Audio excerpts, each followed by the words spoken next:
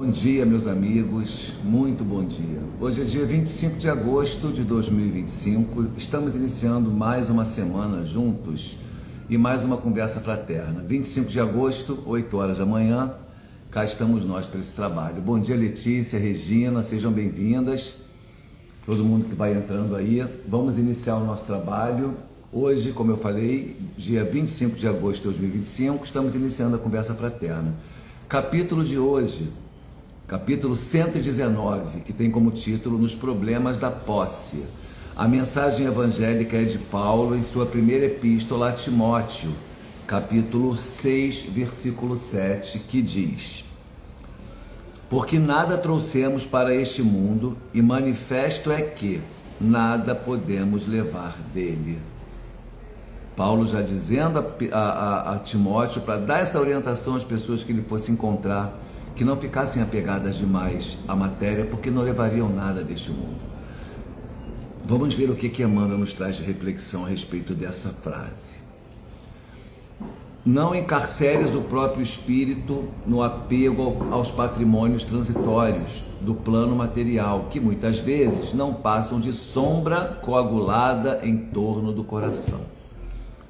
Não encarceres o próprio espírito no apego aos patrimônios transitórios do plano material, que muitas vezes não passam de sombra coagulada em torno do coração.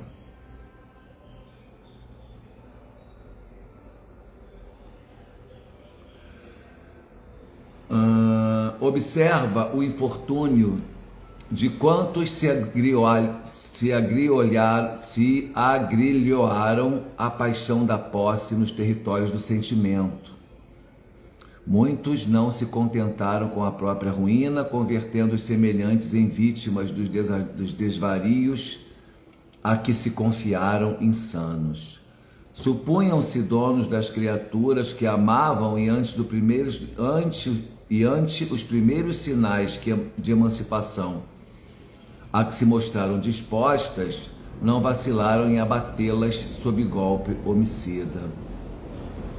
Julgavam-se proprietários absolutos de bens passageiros e transformaram as lágrimas dos órfãos e das viúvas em cadeias da fome e vínculos da morte. Presumiam-se mandantes exclusivos da autoridade e fortaleceram o império da violência. Superestimavam os próprios recursos e, enceguecidos na megalomania do poder transviado, agravaram junto de si os perigos da ignorância e os processos de crueldade. Todos eles, porém, dominados pelo orgulho, despertaram desorientados e infelizes nas trevas que amontoaram em si mesmos, com imenso trabalho a fazer para a própria libertação. Usa as possibilidades da vida sem a presunção de já senhoreárias daquilo que Deus te empresta. Nessa ou naquela vantagem efêmera que te felicite o caminho entre os homens, recorda com o apóstolo Paulo que os espíritos reencarnados não trazem consigo quaisquer propriedades materiais para este mundo, e manifesto é que nenhuma delas poderão levar dele. Surpreendente a mensagem de Emmanuel, que amplia de uma maneira sensacional a questão da reflexão que a gente faz. Porque no primeiro momento, a gente pensa nos bens materiais, né? Nos valores materiais, nos recursos. Então, para que a gente pense nos recursos materiais, eu tenho uma frase que é icônica e que é muito interessante para a gente poder refletir. Nós somos mordomos dos nossos bens. Nós tomamos esses bens por empréstimo de Deus. Comprei essa casa é minha, empréstimo de Deus. Quando eu desencarnar, a casa fica aqui. Eu vou sem ela. Então, ela não é minha. Ela é daqui. Eu sou usufrutuário deste bem. Quando eu partir para a pátria espiritual, que é a minha verdadeira pátria, que terminar essa minha jornada, esse bem vai ficar aqui. Então ele não é 100% meu. Não tem essa possibilidade, porque eu não vou levar. O que são os bens que eu vou levar? Quais são os bens que eu vou levar? as virtudes, o progresso que eu fizer no aspecto intelectual e no aspecto moral, as amizades, os amores, as obras que eu realizar, na verdade, as consequências das minhas obras são o meu legado. Então, se eu tenho obras boas, eu tenho um legado bom. Se eu tenho obras ruins, porque também eu posso obrar no aspecto equivocado, eu terei também consequências. Eu achei muito interessante quando ele também associa essa posse, essa ilusão da posse, nos territórios do sentimento. Quando ele fala aqui, observa o infortúnio de quantos se agrilhoaram a paixão da posse nos territórios do sentimento. Muitos não se contentaram com a própria ruína, convertendo os semelhantes em vítimas dos desvarios a que se confiaram insanos. Suponham-se donos das criaturas que amavam, donos, posse do amor da criatura que amava. E ante os primeiros sinais de emancipação a que se mostraram dispostas, não vacilaram em abatê-la sob golpe homicida. Essa frase é muito forte e muito contemporânea. A gente tem visto, né? Muita gente aí não aceitar final de relacionamento e cometer atrocidades. Como é que eu posso matar aquela pessoa que eu amo? Será que não dá para entender que isso não é amor? Se você ama, você não maltrata, você não mata. Se você ama, você liberta. O amor liberta. Isso a gente pode levar para os pais e os filhos também. Pais que não conseguem entender que os filhos cresceram e precisam se libertar, sair do casulo, sair do ninho e ter a própria vida. Muitos pais sofrem quando isso acontece.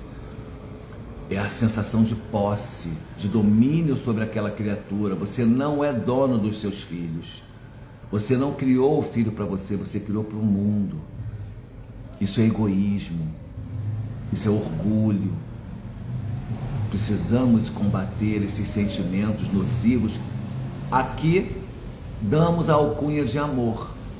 Aqui por que a gente confunde o amor? Porque a gente não sabe amar ainda. Então a gente precisa da referência material para sentir aquele amor. Mas o amor é abstrato. O amor não precisa, para o amor ser alimentado e viver perenemente, porque o amor é perene, ele não precisa da presença da pessoa, da presença física da pessoa. Quem já perdeu seus pais aqui, quer dizer, olha só a palavra que eu digo ainda errada, perdeu. Quem já teve um momento de despedida dos pais, eu tenho certeza que continua amando. A Letícia, que está aqui contribuindo com a gente, o pai dela, sei disso porque ela já esteve envolta em questões de inventário, que veio inclusive me consultar, então eu sei que o pai dela já partiu. Mas eu tenho certeza que o seu amor continua perene pelo seu pai. Você não precisa da presença dele para amar. Isso é amor.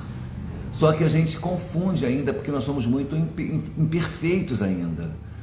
E aí quando a gente começa a ter uma porção de emoções, ciúme desvairado, é a posse, é o sentimento de posse que está se projetando naquela relação por causa das suas questões pessoais, o seu medo de perder a pessoa, as suas inseguranças causam esse sentimento, e você começa a vivenciar essa experiência,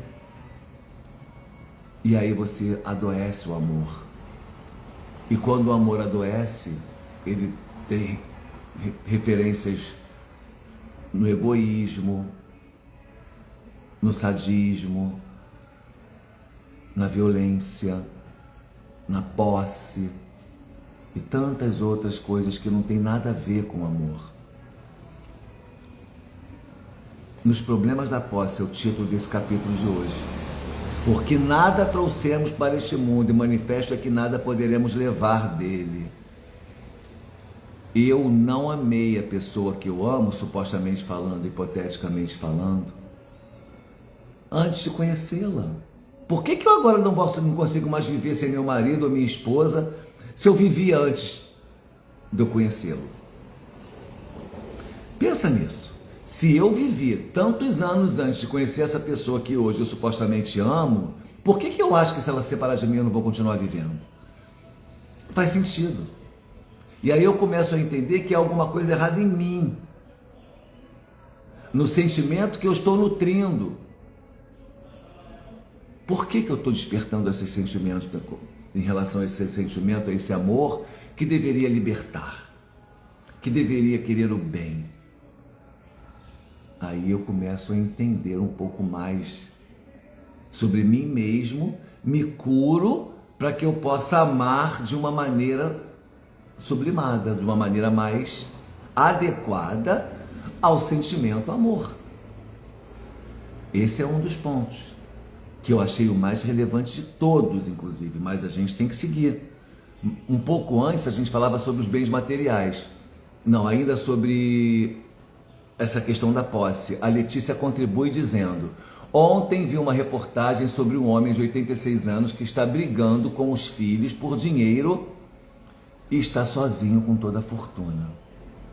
Um homem de 86 anos que não soube lidar, possivelmente, não é julgamento, é só uma possibilidade, não soube lidar com o dinheiro, deve ter os motivos dele, a gente não vai julgar esse homem, porque não se sabe por que também que ele tem esse comportamento diante dos filhos. Às vezes os filhos a vida inteira abandonaram, a vida inteira também não deram amor, também não cuidaram, e ele se sente como legítima parte no sentido de não aceitar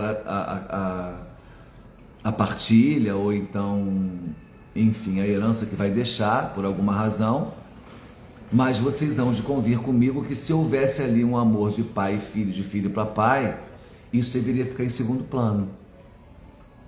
Eu sempre falei que eu não queria herdar nada dos meus pais, porque para eu herdar, eles precisavam morrer. Eu não queria perdê-los assim, eu não queria que eles desencarnassem. Então eu não queria herdar nada, nunca quis herança. Porque a herança é uma consequência da morte de quem deixa a herança. Não tem outra saída. Então, a gente precisa entender e refletir sobre a questão do amor, como a gente sente o amor. Olha aqui o que Emmanuel fala aqui, ó. Suponham-se donos das criaturas que amavam e antes dos primeiros sinais de emancipação a que se mostraram dispostas, não vacilaram em abater-as sob golpe homicida. Julgavam-se proprietários absolutos de bens passageiros, olha aí o caso desse senhor, e transformaram as lágrimas dos órfãos e das viúvas em cadeias de fome e vínculos de morte. Eu sou o dono do meu dinheiro. Presumiam-se mandantes exclusivos da autoridade e fortaleceram o império da violência. A pessoa está na autoridade de um país, está na autoridade como um mandatário de uma nação, ou de um município, ou seja lá do que for, e simplesmente usaram aquele poder para a violência, para maltratar os subordinados, os enfraquecidos.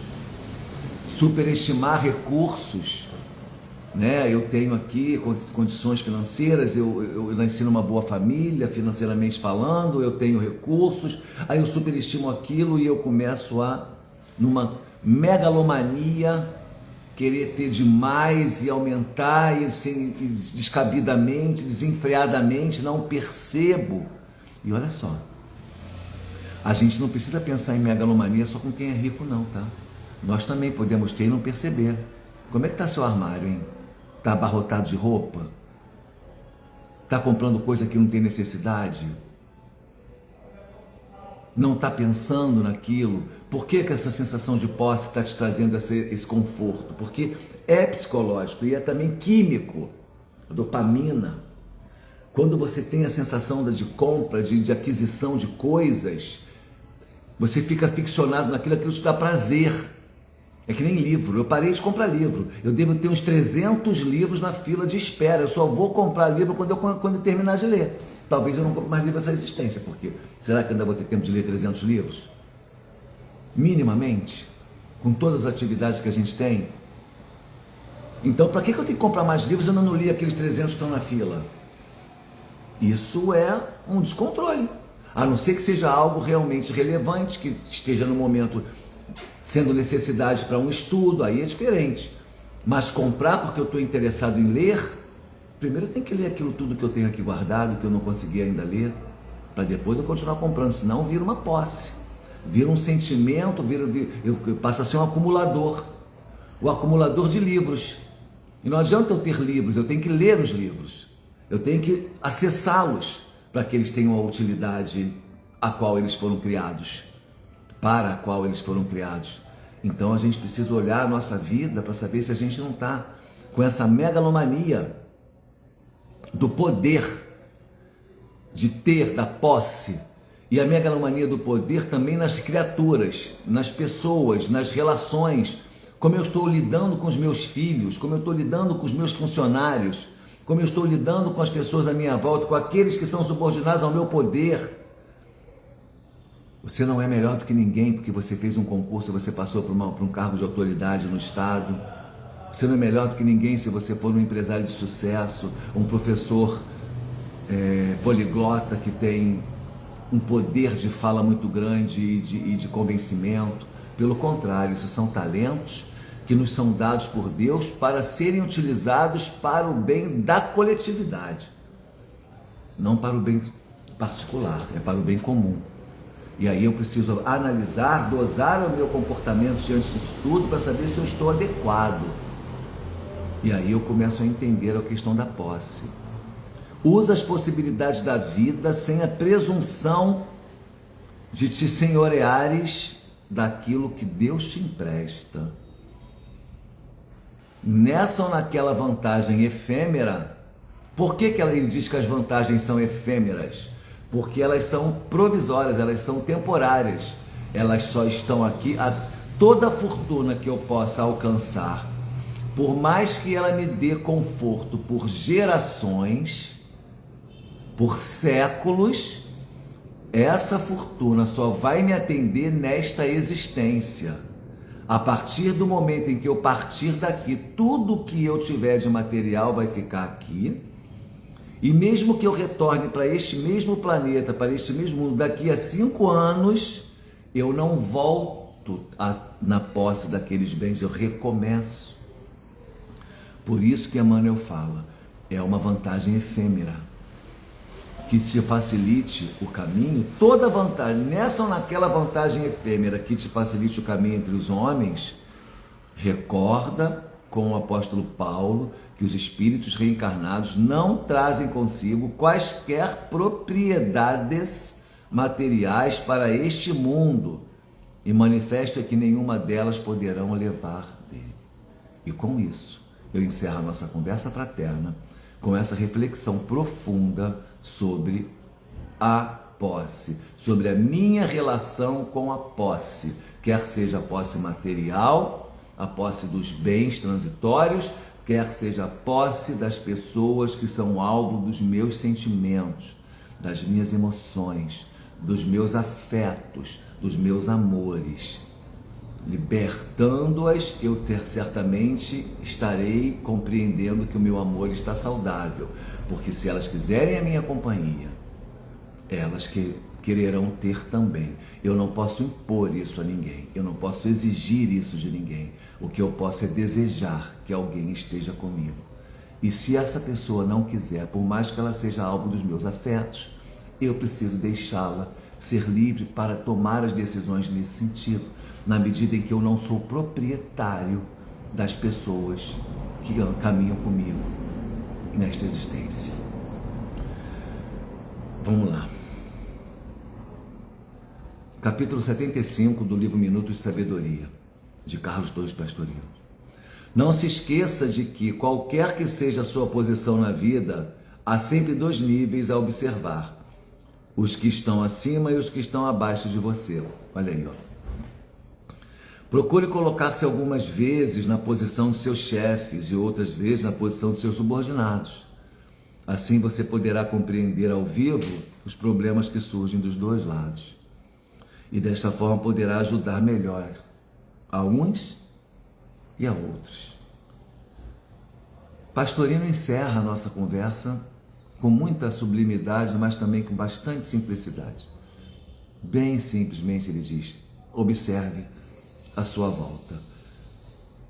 Tanto o rico quanto o pobre têm seus problemas. O que eu posso fazer para compreender a vida de uma maneira ampla, coletiva? E o que eu tenho de bom hoje, de posse, de valores que eu possa contribuir, que eu possa compartilhar com o mundo para trazer um mundo melhor. Meus talentos, minha grana, tudo que eu tiver, tanto de material como imaterial, precisa ser destinado a esse progresso e ao bem da coletividade.